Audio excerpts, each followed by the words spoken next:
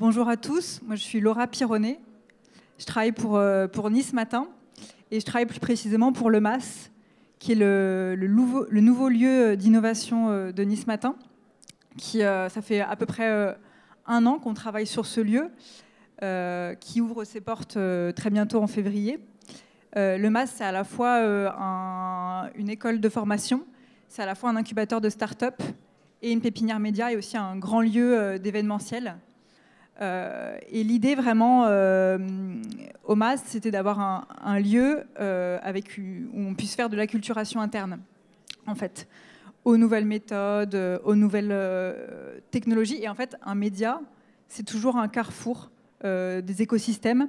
Il n'y a rien de plus légitime qu'un média pour rassembler tout l'écosystème de la région. Et en fait, jusqu'ici, Nice Matin, qu'est-ce qu'il faisait ? Il mettait en avant, en lumière, tous les talents de la région. Aujourd'hui, ce qu'ils font, ils vont encore plus loin. Ils les accompagnent, notamment avec l'incubateur Startup et la pépinière média, mais aussi l'école de formation. Alors, je ne suis pas là pour vous parler du MAS, je suis là pour vous parler du contenu, des histoires, de qu'est-ce qu'on peut raconter. C'est quelque chose que je connais bien, parce que j'ai toujours travaillé pour les médias et j'ai toujours cet amour du contenu. Alors, la question, c'est quoi ? C'est qu'est-ce que je vais pouvoir leur montrer et leur raconter. Ça, c'est la question que se posent tous les professionnels qui travaillent sur leur marque et qui veulent de plus en plus converser avec leur public. En fait, on se dit, mais pourquoi est-ce que je ne pourrais pas juste vendre mon produit et basta, en fait ? Parce qu'aujourd'hui, être une grande marque, ça ne suffit pas. Aujourd'hui, même si on a des produits de très bonne qualité, ça ne suffit pas. Chez les médias, comme Nice Matin, la question du contenu, elle est primordiale. En fait, je pense que Nice Matin, c'est la société de la région qui produit le plus de contenu, qui en produit, qui gère et qui distribue le plus de contenu dans la région. Peut-être avec éventuellement La Poste.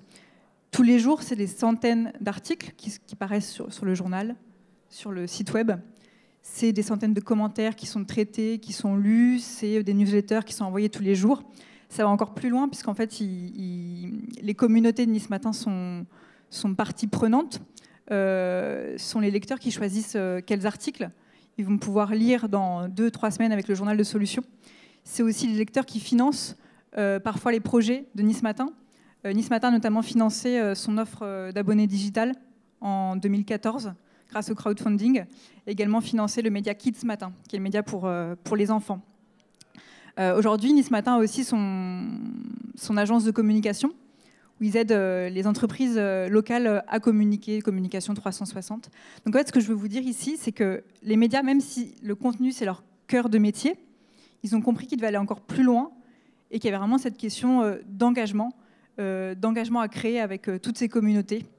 Et en fait, l'engagement, c'est un peu le trésor de guerre de toutes les marques. Et c'est ce qu'ils essayent de faire ce qu'on essaye de faire avec le MAS.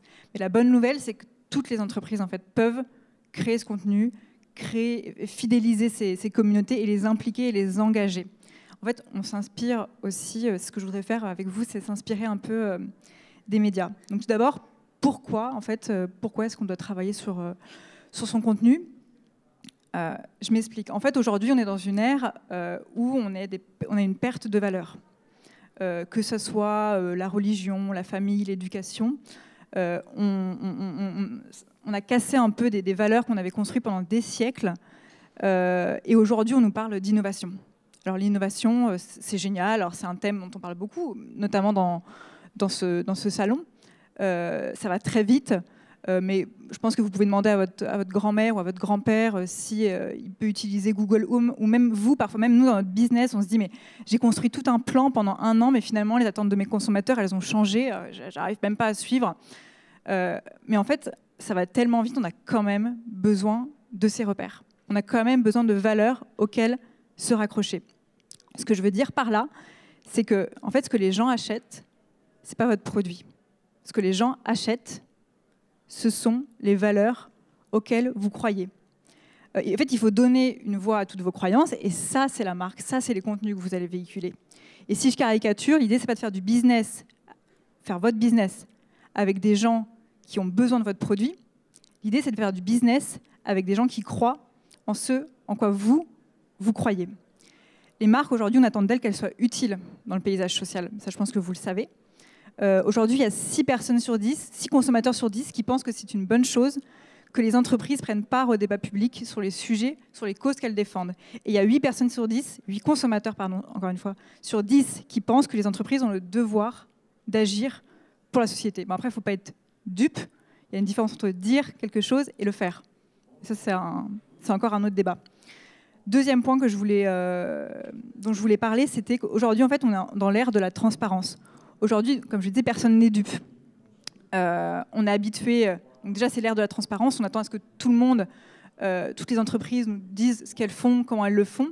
Et on a tellement accès à l'information, partout, sur votre smartphone, etc., qu'en fait, si on n'a pas accès, on ne comprend pas et on ne trouve pas ça normal. Les marques, aujourd'hui, ne peuvent pas se contenter de faire un discours annuel dans leur communication et basta. Ce n'est pas possible. Il y a certains secteurs qui sont plus soumis que d'autres à ces contraintes de transparence. Ça peut être sur les conditions de fabrication, sur les conditions de vie des employés, etc. Il y a des crises internes, notamment dans le secteur du tourisme, qui éclatent et vous les connaissez très bien et sûrement mieux que moi. Aujourd'hui, on est tellement habitué à accéder à toutes ces infos qu'on ne supporte plus qu'on nous les cache. Et en fait, l'impératif pour les entreprises, c'est qu'elles ne doivent pas attendre que ces crises éclatent. Elles ne doivent pas être que dans la réaction, mais elles doivent anticiper. Il faut anticiper et ouvrir les portes de ces entreprises. Aujourd'hui, on sait très bien qu'il y a des milliers de community managers qui répondent très vite aux commentaires qu'on leur met, aux commentaires très négatifs. Ça, c'est que la partie émergée de l'iceberg. Il y a tout un travail en amont. Enfin, pourquoi travailler sur ces contenus? Pour connecter la marque avec ses publics. Une marque qui sait s'adresser à son public, c'est une marque qui à la fois sait qu'elle va créer ses contenus, mais que l'autre partie des contenus, ça ne va pas être elle qui va les créer. C'est ses consommateurs eux-mêmes. En fait, c'est une conversation. Une marque, c'est une conversation. C'est pour ça qu'on parle beaucoup d'ambassadeurs et qu'on dit que le bouche à oreille fonctionne très bien. Aujourd'hui, il y a peut-être 90%, je dirais, des contenus d'une marque qui ne sont pas créés par la marque elle-même, notamment si vous êtes une marque un peu connue et qui existe depuis un certain temps. Si vous allez sur les sites de réservation d'hôtels ou de restaurants, vous voyez bien que tous les commentaires, c'est bien plus de contenu que la présentation même de l'hôtel. Donc, en fait, c'est le consommateur qui fait exister votre marque. Et pour connecter les deux parties, en fait, c'est un peu comme si vous étiez dans votre voiture et qu'il n'y avait pas d'essence et que vous attendez que ça avance. Ça peut pas. Faut mettre de l'essence, en fait. Et je vais reprendre ce secteur de l'automobile. Aujourd'hui même, les automobiles, elles ont compris qu'il fallait faire de cette expérience de trajet une expérience. Aujourd'hui, Renault, par exemple, produit des podcasts avec Challenge pour être dans une expérience immersive où, en fait, quand on va passer à côté d'un monument, un podcast va se déclencher pour nous raconter l'histoire de ce monument. Il y a 3 niveaux pour moi de communication. Le premier niveau, c'est la consommation. Ensuite, il y a l'attachement et l'engagement.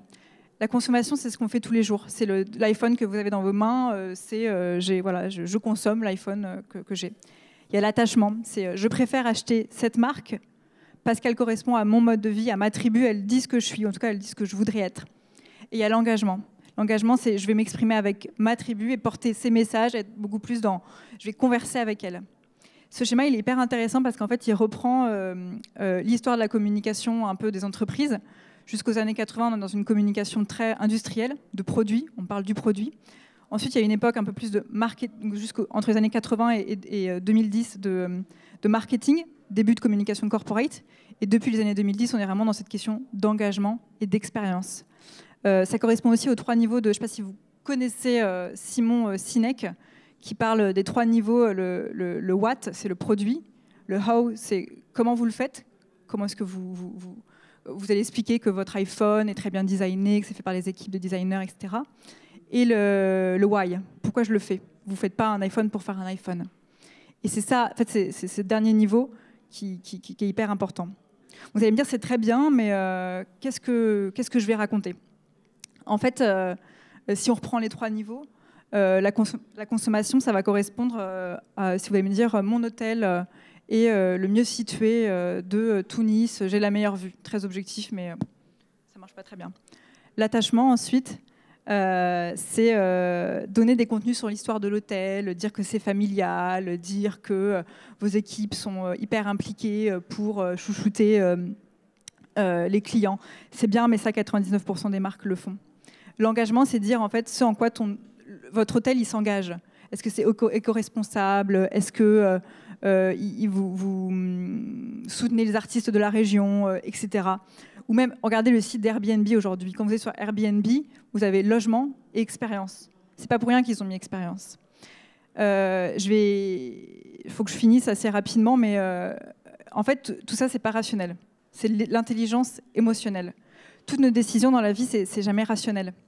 Même quand on dit ah, je le sens pas, bah, on peut pas l'expliquer.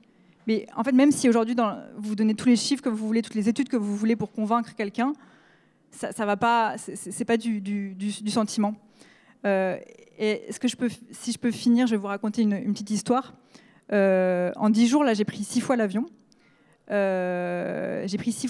Et pas une seule fois, j'ai reçu un message de la compagnie pour me dire est-ce que c'est bien passé votre vol, est-ce que voilà, les destinations que je vous propose, ça peut être sympa.